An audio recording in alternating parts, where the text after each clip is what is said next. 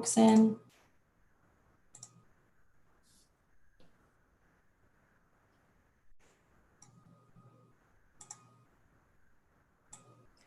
Hi, Scott. Welcome. Hi, Dolores. Hi, gang. Welcome. Hello. Hello. Hi, Norm. Good to see you. Hey, Dolores. Hey, Scott. Hey, Norm. Happy Hey guys, Friday. how's everybody doing? Happy Friday. Doing well. Thank you. Yeah, good to have everybody. Just give everyone a second to connect audio, get settled, have a couple more people rolling in. How many of you are at the main office in Arizona? I was one of them, but it's so funny, Scott. I was there for a day. I started on the day of the pandemic. So we have a running joke that I'm patient zero.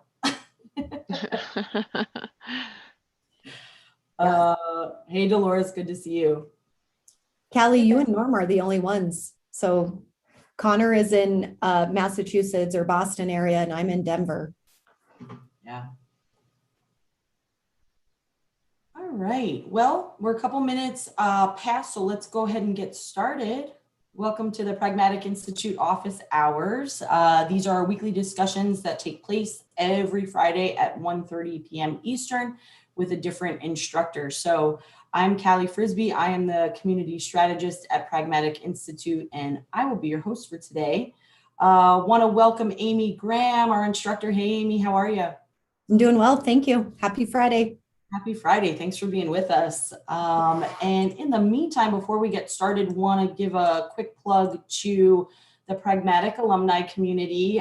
This is our community that we are super proud of. It's so funny. I was saying to Amy and Connor that we just hit 6,000 members as of this morning. So we are climbing rapidly and, just so exciting to see what a robust group of product peers that are really willing to share their resources. I saw instructor Amy Graham in there yesterday giving us some win-loss knowledge, which it's so funny, Amy, I've been doing some win-loss and market research as of late. So those are some gems. I was like, not only is it gems for our alumni, but our staff as well. So I will certainly take that into account. And, as you know, we do have questions submitted ahead of time, but we also are running that campaign where the best live question does get lunch to their favorite spot on us. So we certainly encourage you to go ahead and post those questions. You can pop them to me separately. You can put them in the chat, however you feel most comfortable. But in the meantime, Amy, I do have a couple ready to roll. All right. Ready for the first one? I'm ready. Let's do it. All right. So this one comes from Michael. Michael asks, when using a third party for handling win-loss interviews, topic of yesterday, what are some best practices we can do to get better results or responsiveness in these interviews? Okay, so super timely, because as you said, I was just chiming in on some win-loss stuff yesterday in the pack.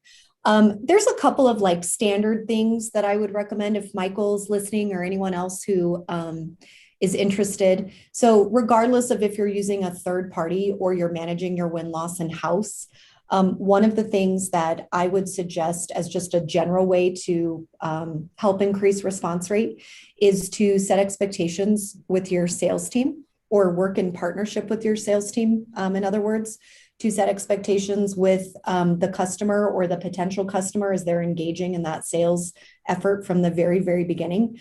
So essentially, I went to my sales folks and said, hey, when you first engage with somebody in the sales cycle, can you mention to them that at the end of this process, somebody from product's going to reach out to them and do a short win-loss interview with them?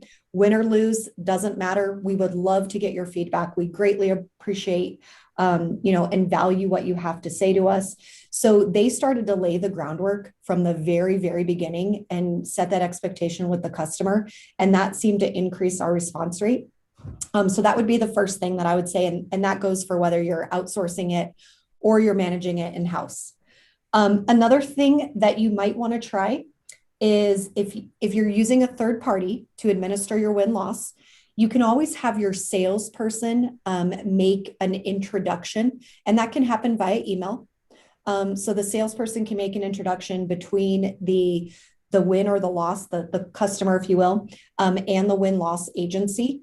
And then from there, the win-loss agency basically follows up with the customer, but it gives a really clear separation between that sales function and then the person or the owner of the win-loss, which can be really helpful. Because sometimes what happens is not only are people busy, but sometimes there's this weird dynamic that gets created and the buyer doesn't necessarily want to tell us anything bad.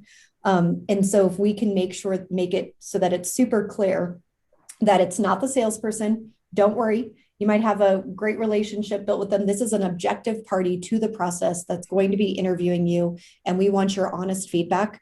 Just that clear separation can help get the willingness increased or increase your odds of getting them to participate. So hopefully those two things help. Yeah, no, I think that's great. And I think that's certainly something, and you had always talked about it, even in the pack yesterday, you were like, these were real world cases that I personally used in my career. Yes. Yep. Seen it work in real life. Great. All right. This next one comes from Sandra. Sandra says, we're a medium-sized software organization dealing in mostly B2B. Sandra is curious about when sharing competitive insights, who should be the intel or the individuals that should be involved in these readouts and conversations, and how can she best leverage the findings? So obviously this is up to each individual business naturally, but from my experience and based on our teaching, I would recommend that at a bare minimum, when you're sharing competitive information, and this goes for whether you're involved in B2B or B2C, I would say involve your marketing teams. So we want to make sure that we're sharing these insights with our marketing teams, both like if we have a centralized marketing function, but also obviously any sort of product marketing function. We want to make sure that we're sharing these insights with our designers. Competitive information can still be very important to designers.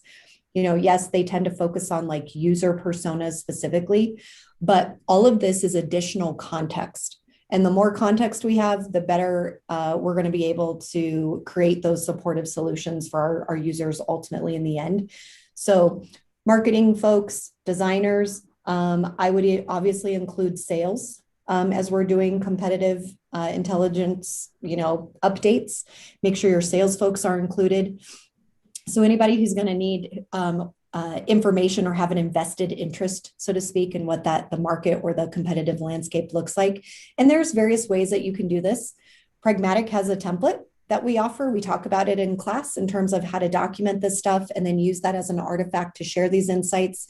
You can create scorecards. You can have like regular update meetings where you have a certain cadence. We used to meet once a month. And during that monthly meeting, I would offer any sort of new competitive intel that came through the pipe. And we could also highlight a particular persona in the market. So I refer to them as like regular market update meetings.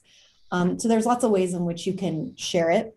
And then obviously in terms of leveraging it, it's competitive information can be leveraged in so many different ways. It could indicate areas where we might need to focus on feature parity, where we need to get up to par with what our competitors are offering. It could give us information related to pricing. And if our pricing is off in any way, shape, or form, we might be too low, we might be too high, maybe we're just right. It could give us information on what might be happening out there from a technical perspective. If our competitor is using a new piece of technology, this might be an indication that the market's taking a little bit of a different shift. So there's a ton of information in terms of how we could leverage it. Yeah. And, it's interesting, Sandra asked about B2B, but it kind of sounds like in B2C, it's similar, right? Would you say that there's maybe any like differences if someone's, looking for B2C suggestions or? No, things always look different naturally when you're in a business to consumer space versus B2B, but there are some fundamentals that are true regardless. Particularly like in terms of who you would share your competitive intel with. Mm-hmm. And then I still believe the same is true for how you would leverage it. So. Yeah, absolutely. Okay, well, hopefully that's helpful, Sandra. We have this next one from Tamara. Amy Tamara asks, what are some ways we can disprove the shiny object syndrome? Oh, this is interesting. The shiny object syndrome. Customers without making them feel belittled or criticized for, that way of thinking, right? We talk about this in class. Yeah. So, gosh, where do I start? I would say the first thing is it's not about like disproving the shiny object syndrome. What it should be more about is because this is going to happen no matter what. Every day there's going to be a customer out there giving us a feature idea or asking for something that we need to implement in our product, some sort of service or new feature enhancement. So it's not about like telling them no or disproving it or being the bad guy. What I would suggest is we take an approach of saying, oh, that's interesting. So I hear you're telling me that you would like to see this feature, or you're suggesting that we include this feature in our product. Tell me more. What problem does this feature solve? Like, try to see if we can figure out what the pain point is that's actually the underlying root issue in terms of why they're suggesting that feature to begin with. Now, with that being said, sometimes customers have, excuse me, these wild, innovative ideas that they just want to bring to the table. But I would say try to approach it and like lean in on it and get to what problem that potential request or concept idea might be trying to solve. And then it's about saying, okay, so I understand the problem now. I'm going to go back out and we're going to do some due diligence. We're going to do our homework. We're going to go do some additional research and we're going to see how pervasive this problem might be across our broader market, because we want to be able to deliver solutions that meet the needs of our, greater market. So hopefully that makes sense. Rather than disproving it or saying no and being the bad guy, lean into it and try to figure out what problem it solves. And then let's go do the research that we talk about in class in terms of, is it pervasive? Is there urgency around it? And does this look like an opportunity that we should go after? Yeah, makes a lot of sense. Hi, Gary. Hi, Andy. Good to see you guys. Welcome. Gary won Best Live Question last week, Amy. So we have some contenders, some champions All right. And just a reminder to everyone that's with us, look, Best Live Question wins lunch to their favorite restaurant on us. So make sure to pop those questions into the chat. You can send them to me privately, whatever you like. But in the meantime, Amy, I have another one coming in from Randy. Randy asks, how much should we be A/B testing when it comes to a change in a product? I find it to be useful information, but can get very costly very quickly. Any thoughts or advice? Is Randy on by chance? Do we have Randy? He might be out there in YouTube land, but I do not see him on the call. Okay. So, gosh, first of all, I would love to hear more about how Randy is currently conducting the A/B testing. That might give me some better insight in terms of why it might be so cost effective, or excuse me, so costly. And I think you said he mentioned that it was getting costly fairly quickly. I'm not trying to suggest that A/B testing is cheap. That's not what I'm saying. But I'd be curious to learn a little bit more about what their process is and how they're currently conducting it. For anybody out there who's not super familiar, A/B testing is also known as split testing. So the idea, and it's generally used to test things on web pages. So the idea is you could have your control group. So A is the control variable, and that's like your current version of the website or the web page, for example. And then you have B, which is supposed to represent the change or the thing that you're considering implementing. And so what you do is you have A and you have B, and then you're supposed to divide the traffic in half so that you're sending half the traffic to B, half the traffic to A. And you need to have some sort of metric in mind. What are you trying to measure? Like, what are you trying to identify? So let's just say in a really simple way, we're in a B2B environment and we're trying to increase qualified leads. Okay, the number of qualified leads we get from this web page. So at the end of the day, what we're trying to test or what we want to see is, does A get more leads or does B generate more leads? And whichever one wins, that's the one that we would naturally lean towards in terms of keeping or implementation. So without Randy on the call, I don't know exactly how they're conducting it today, but it shouldn't have to be something that is like crazy, insanely expensive if we're using it in the right way. Mm-hmm. No, that's great. Yeah, I love A/B testing. We do it all the time, and it's so interesting to see the analytics pop in and what resonates and what doesn't. So. And before you do it, make sure you understand what you're trying to test. Okay, so have those metrics in place. Otherwise, we're flying blind and we don't know if it's effective or not, and which route we ultimately want to go to. So hopefully that helps. That's great, Amy. And actually, we have a question from Andy who's on the call, and I'm actually really interested in this as well. His question's about prioritization, right? So can you talk a little bit more about it? With multiple feature requests, how would you recommend to go about prioritizing those features, right? Oh, that's like $1 million question, Andy. Prioritization is hard. Andy, I don't know if you've ever taken our build course from any of the pragmatic instructors, but it is a real thing. The struggle is real. Prioritization is definitely a challenge for a lot of organizations. What I think personally is that it's not a challenge because it's like fundamentally hard. It's actually not that hard to prioritize. But the reason why it's such a challenge inside of a lot of product teams or organizations as a whole is because a lot of us are using a subjective method. So we're using must have, should have, nice to have. We're using the P1s, P2s, P3s. That's what I used to do a long, long time ago, full disclosure. So what I would do is create my ones and my twos and my threes, and I'd sit down with that meeting with development, and we talk about the priorities for the features and what it was, the body of work that we needed to get done. And they wouldn't look at anything other than the P1s. So then the next time I would go to that meeting and to share my priorities, they would all be P1s. Well, that's not very healthy. All that did was lead to priority inflation. So what we teach is to make sure that your prioritization method, first and foremost, like the basic fundamental ground rules are that we're using facts, not people's opinions. Okay. We're pulling in some level of market evidence. So you need to understand what are your sources of input? Where could you gather evidence from?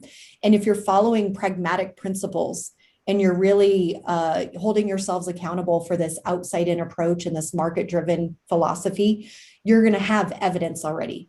Okay, so you go out there, you gather the evidence, you see how much evidence you have for this particular feature. Okay, you can use raw numbers, or you can convert it to a percentage if you happen to know the size of your market. So that's one thing. We also teach to indicate some sort of impact value. So what is the impact of solving this on your market? Is it high impact? Is it medium? Is it low? And then we essentially take the evidence and the impact and we multiply them. What Pragmatic teaches is to keep it very simple. We do not overcomplicate it, because in order for your prioritization method to work, it doesn't have to be complicated. It can be very simple. In fact, it works better when it's simple. Okay, people trust it, you'll use it, it doesn't consume you in terms of time. So we take evidence, impact, we multiply those. We also want to make sure that no matter what, your prioritization method, so whatever you use, whether you end up using something like Pragmatic teaches, or some combination of what we teach and what you might already be using, you need to make sure that that prioritization method aligns with your strategy. So this is like super critical. What is your strategy for your product? Is it to satisfy your existing customers?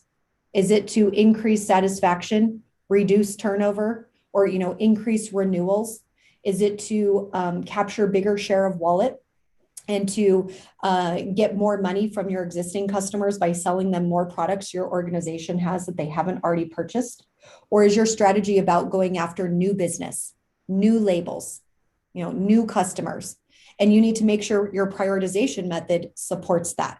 So if you're going to go after new business, your prioritization method should prioritize something that affects new buyers and your ability to get your foot in the door before you would fix something or deliver a feature that an existing client is requesting or asking for. So that's really important, is to make sure that A, it's market driven, but B, it aligns with your strategy. Does that help, Andy? I know that was a lot of information. Yeah, Andy, feel free to pop off of mute and add anything if you'd like. But yeah, that was a lot of gems. So thank you. And it's so funny.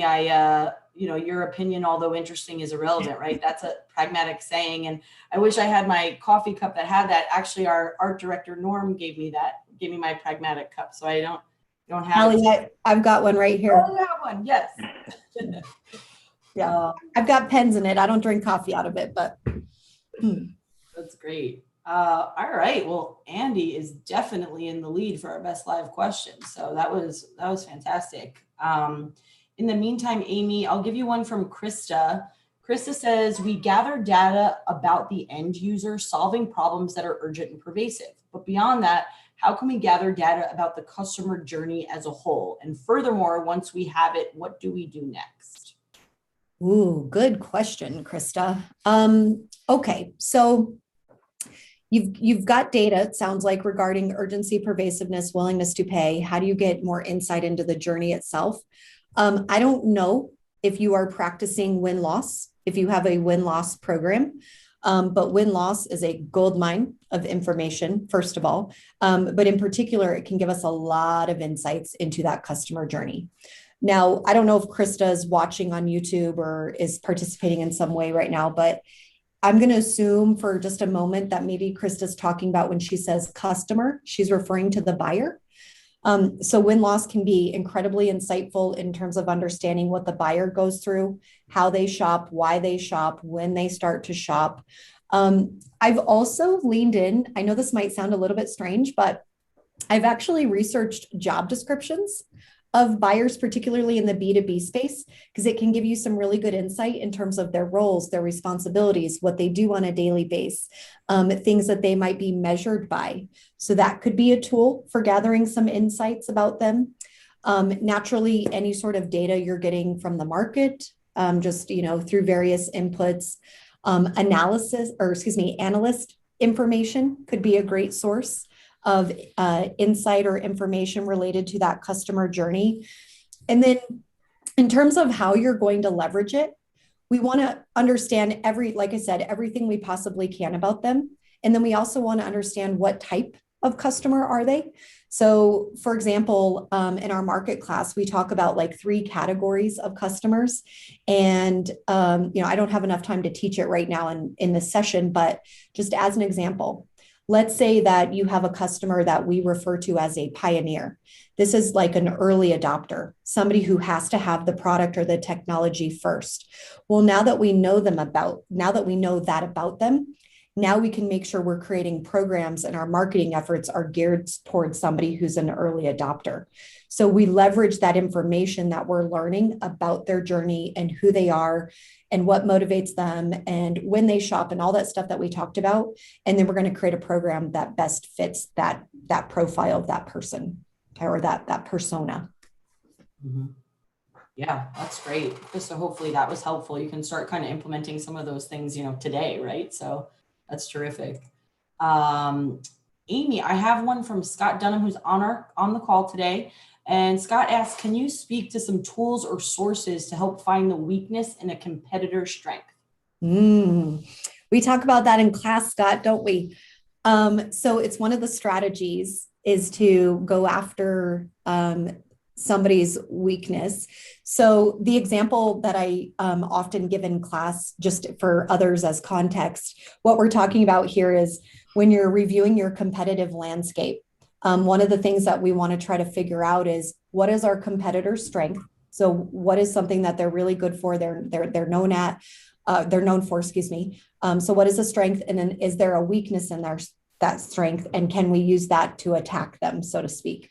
So one example I give is, maybe you've got a competitor who's been in your industry. They've been in your product category and in your space for a really long time.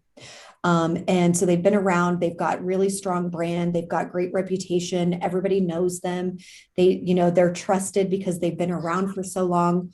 But because they've been around for so long, maybe their technology is totally out of date. And so maybe that's the weakness that we go after. That's how we win against them. We talk about the fact that their technology is not up to date. It's not fresh. They're not leveraging the most latest and greatest technology or whatever it is. How do we know about that? We can learn it from our customers who maybe used to be customers of the competitor. We can learn about it through our win-loss analysis. It is inevitable that your buyers will say something about your competitors throughout the win-loss process. So they'll say something like, well, I didn't purchase this because your competitor offers XYZ and we really needed that feature. Or we bought from you and not from your competitor because we were concerned that they, whatever. You're going to get some really, really good nuggets through that win-loss process. Trying to think if there's, that's probably my number one go-to in terms of what we would leverage to get their weakness. So current customer interviews, if they happen to be just to summarize, current customer interviews, if they happen to be a former customer of your competitor, your win-loss data.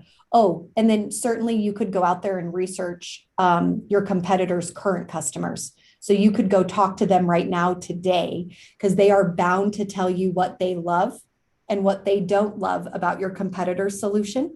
And so those could give you some insights into what those weaknesses might be. And then we can craft that competitive strategy around that. Yeah, Scott, feel free to pop off mute if you want to add anything or clarify, but I think that's some great guidance. Linda, happy to have you. Welcome, Linda. Hey. Hi, Linda.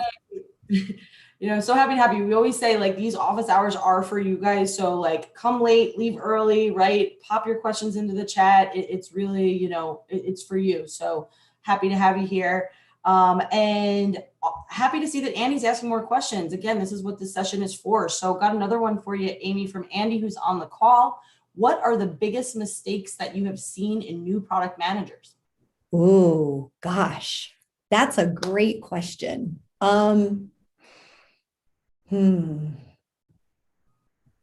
Okay, so one mistake is that new product managers will immediately dive into learning about the product versus the market that the product serves. So that's one thing to watch out for. Another thing is that new product managers sometimes will be a little bit shy in terms of putting themselves out there.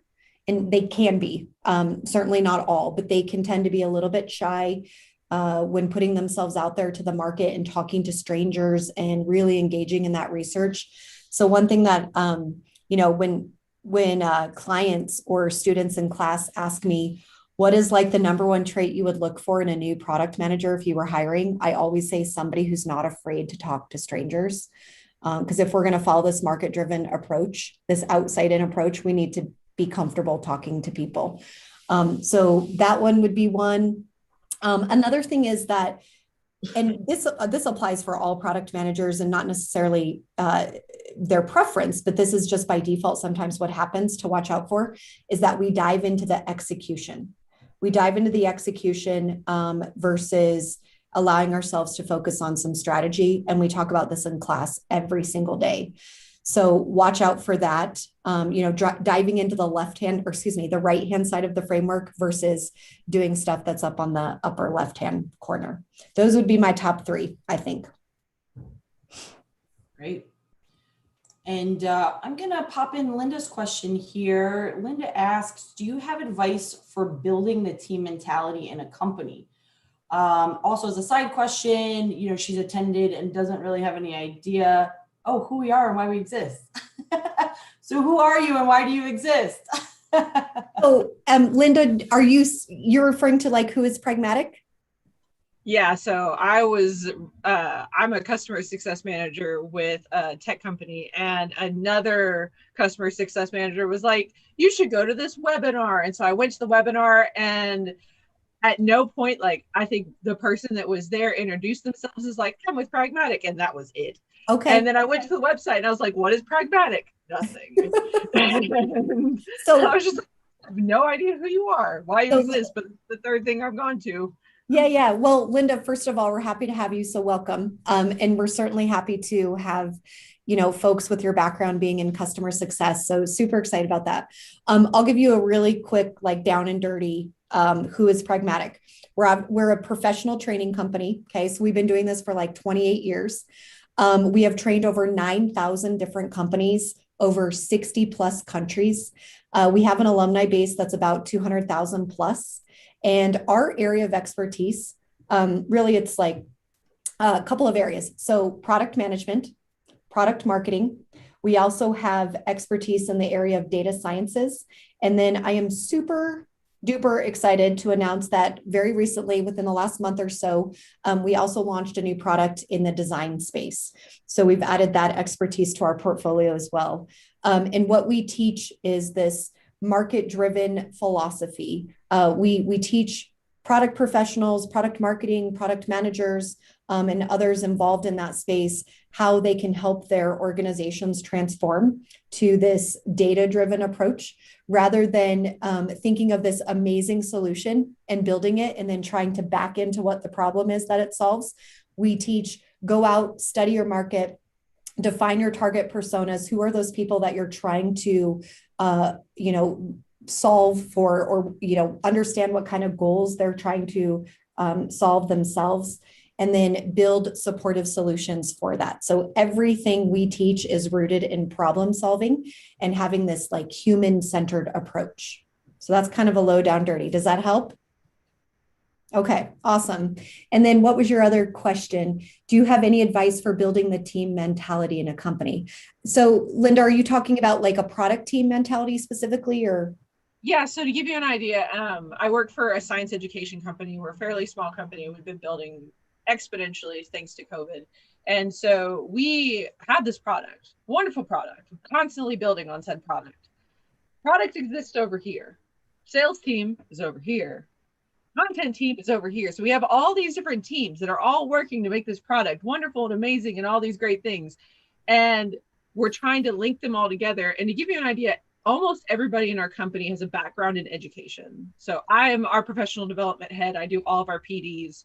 And so we all have training in being teachers. And you'd think that means we have training in being like the most friendly and super connected people on the face of the earth. And shocker, we're all scientists too. So it's just trying to combine getting information, particularly from like the customers to customer success to product to development to the different branches. Like how have you seen it best to kind of keep everybody in that loop, so that, because we are a product driven company, hands down. Sure. But we're also a customer driven company, hands down. And I know that's the cliche that we all say. Yeah. Well, so Linda, at the end of the day, there are various organizational models, as you know, but we want to create so we spend a lot of time in our classes talking about like cross-functional teams. We spend a lot of time talking about specific artifacts that can be leveraged as ways of sharing information and then creating those warm handoffs. So products out doing research, they bring the research back in, they analyze it, they synthesize it, they document the problem that they're starting to see, the patterns, the trends. And then there's these artifacts and these handoffs that get created so that that stuff gets shared between product and design and product and marketing and product and development and engineers. And, so I would say maybe take a step back and think about how you're like structured organizationally, but then also I would absolutely love it if you were to ever come through class and you could take a look at our framework. Because one of the things— I have a copy of y'all's framework. You have a copy of the framework? Okay, cool. Yeah, they're from a previous session. They put it up and I was like, quick, take a screenshot, stick it over here. We'll come back to this later. So we've actually been like ripping apart the framework and like making a whole bunch of questions. And we're teachers, we make worksheets. So Yeah. we're making worksheets to go with your worksheets about our worksheets and connect worksheets. Yeah, fair enough. So what you would want to do is take that framework and then start to dive in like to roles and responsibilities, like who might do these things. Because if we can get clarity around roles and responsibilities, then we can start to get to those things that I was just mentioning, like who's going to create the artifacts and who do we need to have handoffs with and how does that need to work? Obviously, it's a much bigger, longer conversation. Totally happy to chat with you about it anytime offline. But that's what I would start with is like sort of figuring out how are we structured organizationally today? Do we like this framework? Do we want to implement something like this in regards to product management and product marketing? To establish ownership and responsibilities, and then we can figure out those next pieces. Like it. Thank you. Yep. Yeah, and Linda, I was just going to say we have a bunch of customer success managers in our pack. And so even if you take any of our training, you get lifelong access to the pack. And it's so robust. People are really willing to like give their intel, give their resources. So, something to think about. I also did put up a video for you about the framework. It kind of breaks it down a little bit more. So if you want to check that out, feel free. And then I also saw from Scott, we actually do, I'm going to pop a link in for you as well. We do have the Product Leadership Council. This is something that we do in partnership. It's not something we own, but if you're looking for executive level product folks, it's an insight sharing forum for product management and product marketing execs specifically, which is what you asked about. So feel free to check that out. And I know we only have a few minutes left, but Amy, I have another good question for you live from Andy. How to deal with inherent biases while making sure that customer needs are actually addressed and not our own inherent biases when developing a product. What are your thoughts on that? Oh boy, Andy, good question. Okay, so first of all, I just want to acknowledge that there is a level of bias that will probably exist. We're humans. It's just sort of natural. And that's why it's even more important to hold ourselves accountable for that and making sure that we're super conscious of that bias. So the more research we can do, the more we can document that research, the more artifacts we can create, and the more accountability we have in place for ourselves for being market driven, the better we can get in terms of like leaving that bias at the door, so to speak. So for example, if you don't understand who your user personas are, if you don't understand what those target users look like, what happens is we say, well, I'm a SME, right? Like Linda said, we're all teachers.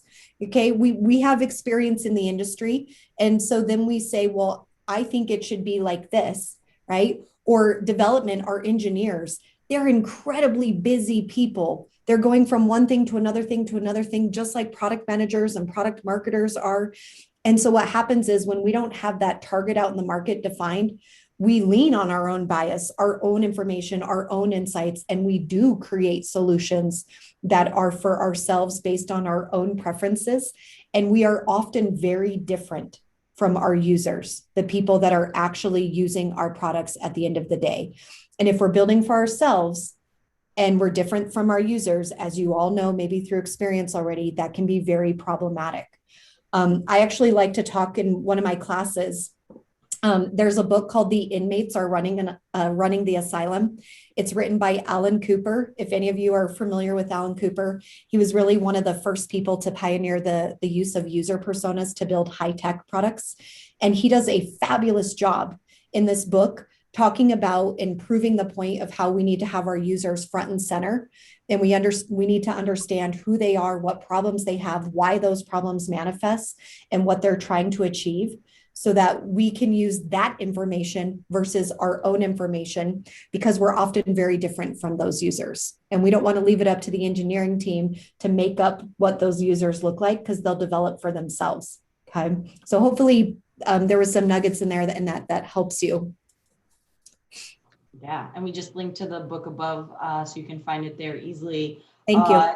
Scott has a follow-up, Amy. He's found that hypothesis testing or assumption testing with public or expected customers is the best way to remove biases. Any thoughts on that? Yeah, I mean, we talk about that in class, Scott. We talk about the importance of doing discovery-based research. So going out there and learning something that you don't already know.